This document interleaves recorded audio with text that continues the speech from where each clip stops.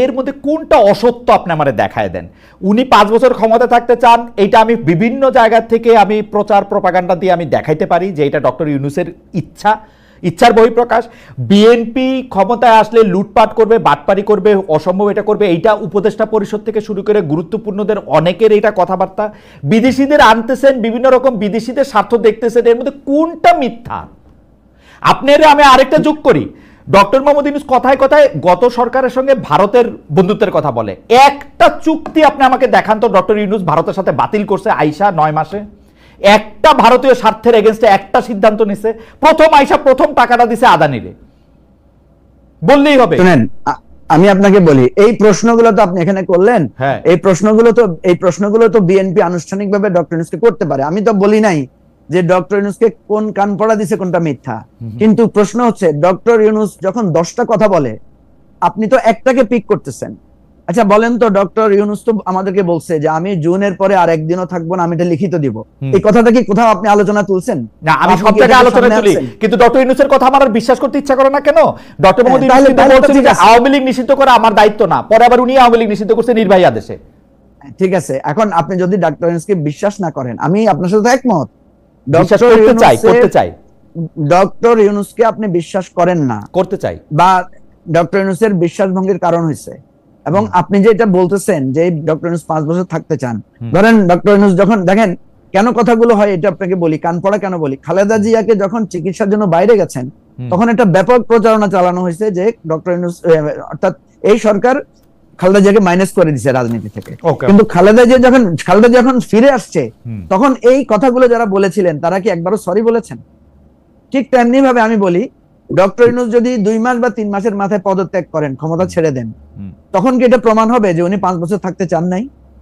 না, নির্বাচন দিয়ে ক্ষমতা হস্তান্তর করলেও প্রমাণ হবে যে তিনি থাকতে চান নাই, থাকতে চান নাই। তখন এই যে আপনারা যারা বলছেন যে উনি, আপনি অনেক বিশ্বাস, আপনার অনেক দৃঢ়তা যে উনি 5 বছর থাকবেন, তখন কি আপনারা সরি বলবেন? না না, আমার এই বিশ্বাস না তো। আমি দেখতেছি যে প্রচার প্রপাগান্ডা করা হচ্ছে যে উনাকে অনেক লোক হ্যান্ডশেক করে, অনেক লোকে চায়, ডক্টর ইউনূসকে অনেক লোক চায়, এবং উনার প্রিয় দল বলে, উনার অ্যাপয়েন্টি দল বলে, এনসিপি বলে এগুলা কথা।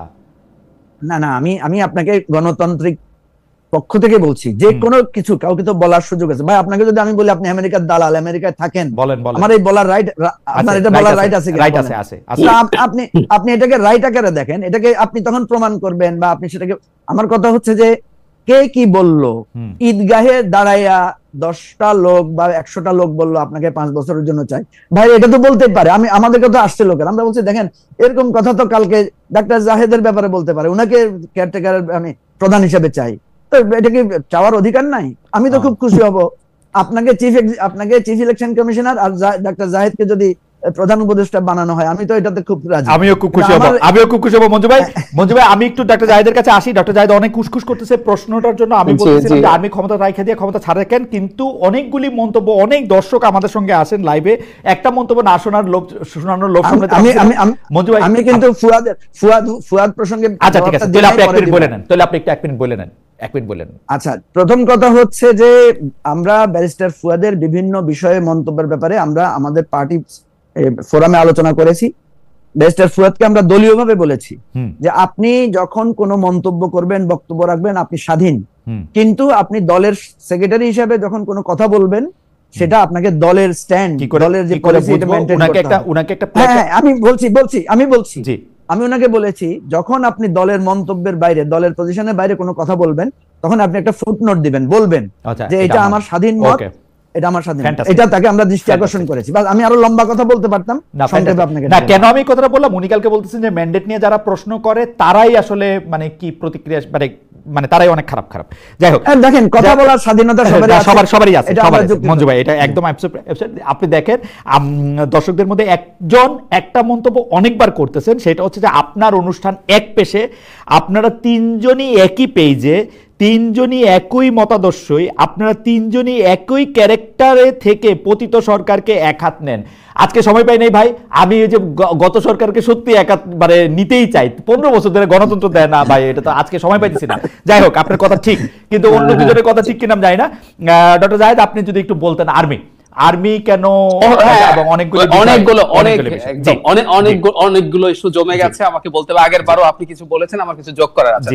সেনাবাহিনী নিয়ে বলছি, মানে অধিকার ছাড়িয়ে দিয়া অধিকার ধরিয়া রাখার মতো বিড়ম্বনা নাই। আমি মনে করি মানে সেনাপ্রধান, এটা আমার অবজারভেশন, তিনি তো আসলে অধিকার রাখতে যাচ্ছেন না। খেয়াল করুন, তিনি ক্ষমতা নিতে পারতেন বলছি, তিনি ক্ষমতাটা নেন নাই। সামহাউ ওনার মনে হয়েছে উনি শেখ হাসিনার সময়ে তার আদেশ পালন না করে বাংলাদেশের ডেমোক্রেটিক ট্রানজিশনের পক্ষে তিনি দাঁড়াচ্ছেন। এখনো তিনি তাই বলছেন। আসলে উনি একটা নির্বাচন চাইছেন। হ্যাঁ, উনি একবার বা একাধিকবার ইনক্লুসিভ নির্বাচন শব্দটা বলেছেন, তাতে আমরা ধরে নিতে পারি এতে আওয়ামী লীগ থাকতে পারে, এরকম একটা আলাপ। এটা করা ঠিক করেছেন কি বেঠিক করেছেন এটা নিয়ে আলোচনা হতে পারে, কিন্তু উনি এখনো কিন্তু ওই অধিকার চাইছেন না, উনি দেশ শাসনের অধিকার চাইছেন না। উনি মনে করছেন, আবারও বলছি, সামহাউ উনি একটা ট্রানজিশনে যাবেন। আমি আপনাকে আমার একটা ইন্টারপ্রিটেশন বলি। রাওয়া ক্লাবে তিনি যেদিন পাবলিক অ্যাড্রেস করেছেন অন ক্যামেরা, সেদিন তিনি একটা জায়গায় বলছিলেন, আমার যদি কখনো কোনো সমস্যা হয় আমি নুরুদ্দিন স্যারের সাথে কথা বলি। আমি এই জিনিসটা পিক করেছিলাম। নুরুদ্দিন খান হচ্ছেন সেই সেনাবাহিনী প্রধান যিনি এরশাদের পতনের পর যিনি ক্ষমতা নিতে চাওয়ার চেষ্টা অ্যাটলিস্ট করতে পারতেন বা নিতে পারতেন, উনি এটা করেননি, বরং উনি বাংলাদেশের ডেমোক্রেটিক ট্রানজিশনের দিকে বাংলাদেশকে নিয়ে গিয়েছিলেন ওই সময়, কারণ ওনার রোলটা খুবই ক্রিটিক্যাল ছিল। আমি ধারণা করি জেনারেল ওয়াকারুজ্জামানেরও একই ধরনের চিন্তা আছে। সুতরাং তিনি আগে যেটা নেন নাই সেটা ধরে রাখতে চাচ্ছেন না, উনি চাচ্ছেন বাংলাদেশ একটা ডেমোক্রেটিক পথে যাক। এটা হলো আমার এই পর্যায়ের ব্যাপার। আচ্ছা, আমি এনসিপির ব্যাপারে আপনি একটা কথা বলেছেন। আমি ফিনান্সিয়াল টাইমসকে ডক্টর ইউনূস ছাত্রদের দল গঠন করা নিয়ে কি বলেছিল আমি হুবহু পড়ছি প্রথম আলো ট্রান্সলেশন থেকে, আমি দেখে দেখে পড়ছি। তিনি বলছেন, তারা এই পরিস্থিতিতে রাজনৈতিক দল গঠন করছে বা রাজনীতিতে যুক্ত হচ্ছে। এটা বিরাট, পুরোটা পড়লে আরো ভালো বোঝা যেত, কিন্তু আমি এই অংশটুকু পড়ি। এটা দরকার, কারণ রক্ত দিয়ে তারা যেগুলো অর্জন করেছে সেগুলো তাদেরকে রক্ষা করতে হবে। অন্যথায় সেগুলো সেই সব ব্যক্তি নিয়ে যাবে যারা বিগত প্রশাসন ও অন্যান্যদের মতো সবকিছুর পুনরাবৃত্তি করার সুযোগ খুঁজছে। এটাই আমাদের রাজনৈতিক পরিবেশ। সুতরাং তারা এটা রক্ষা করার চেষ্টা করছে। তাই আমি বলবো ছাত্রদের স্বচ্ছ অভিপ্রায় থাকবে, ক্লিয়ারলি নতুন দল তাদেরকে রক্ষা করতে হবে, আর পুরনো দল যারা আছে তাদের ব্যাপারে ঠিক তার অন্য উপদেষ্টারা সরাসরি যে ভাষায় কথা বলেন, বাইরে থেকে বলা হয়, ঠিক তাই বলছেন।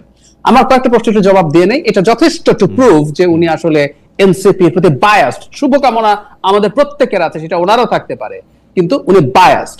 আচ্ছা, তারপর আমার ওই অবস্থানের ব্যাপারে অনেকে এটাকে মিসইন্টারপ্রিট করতে পারেন যে যেহেতু আমার বক্তব্য এখন মনে হচ্ছে বিএনপি বা সেনাবাহিনী যা চাইছে তার সাথে অ্যালাইন। আমি আসলে এবার খুবই এক্সপ্লিসিটলি কথা বলছি, কারণ আমি বিশ্বাস করি বাংলাদেশ একটা রিয়েল ক্রাইসিসের মধ্যে ঢুকে পড়েছে।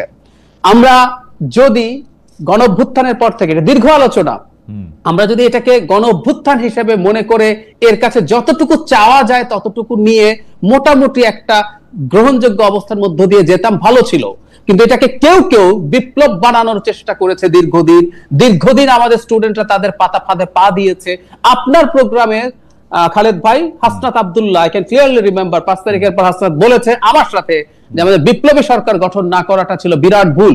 সো কিছু কিছু মানুষজন এই জায়গাগুলো এমন জায়গায় নিয়ে গেছে এবং এখনো চলছে। এই অনিশ্চিত